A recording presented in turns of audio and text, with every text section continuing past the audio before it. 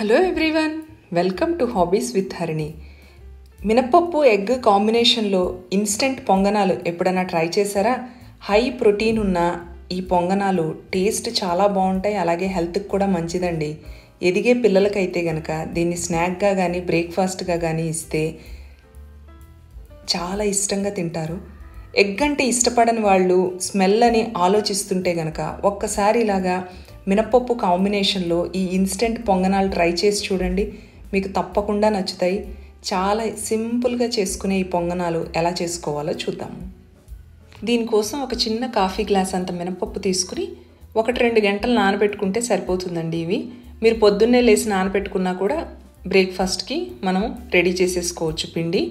ఇవి నానబెట్టుకున్న మినపప్పును తీసుకుని నీళ్ళన్నీ తీసేసి మిక్సీలో వేసుకోవాలి. రుబ్బేటప్పుడు ఫస్ట్ ఎక్కువ నీళ్లు వేయొద్దు, కొంచెంగా నీళ్లు పోసుకుని మెత్తని పేస్ట్ లాగా రుబ్బుకోవాలి. ఇదిగోండి, ఇలాగా రుబ్బుకున్నాక మరీ పల్చగా రుబ్బద్దు, కొంచెం గట్టిగానే రుబ్బుకున్నాక ఇందులోకి ఒక ఎగ్ కూడా కొట్టి వేసుకుని ఇవి రెండు కలిసేటట్టు మళ్ళీ మిక్సీ వేసుకుందాం ఒకసారి. ఎగ్ కూడా ఈ మినప్పిండిలో బాగా కలిసిపోతుంది మనం ఒక్కసారి మిక్సీ వేస్తే గనక. కన్సిస్టెన్సీ ఇలా ఉంటుందండి. ఎగ్ వేసాం కదా, బాగా పొంగినట్లు వస్తుంది బ్యాటర్ మనకి.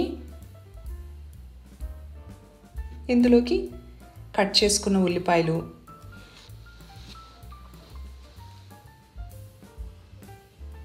అలాగే కొంచెంగా కట్ చేసుకుని పచ్చిమిర్చి సన్నగా కట్ చేసి వేసుకోవాలి. కొంచెంగా కరివేపాకు, కొంచెంగా కొత్తిమీర వేసుకుంటున్నాను నేను. మీకు కావాలి అనుకుంటే ఏమన్నా గ్రేటెడ్ వెజిటబుల్స్ కూడా వేసుకోవచ్చు. ఇందులోకి కొంచెంగా జీలకర్ర అలాగే ఉప్పు వేసి అన్నీ బాగా కలుపుకోవాలి. ఉల్లిపాయ అవి వేసాం కదా మనం, కొంచెం పిండి గట్టి పడుతుందేమో చూసి కన్సిస్టెన్సీ చెక్ చేసుకుని వాటర్ మిక్స్ చేసుకోండి.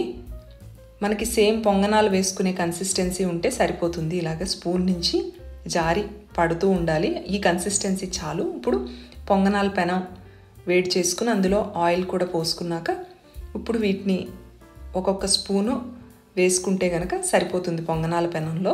నేను పిల్లల కోసం కదా ఆయిల్ కొంచెం ఎక్కువ వేశాను. మీకు వద్దు అనుకుంటే కొంచెం తగ్గించుకునైనా వేసుకోండి.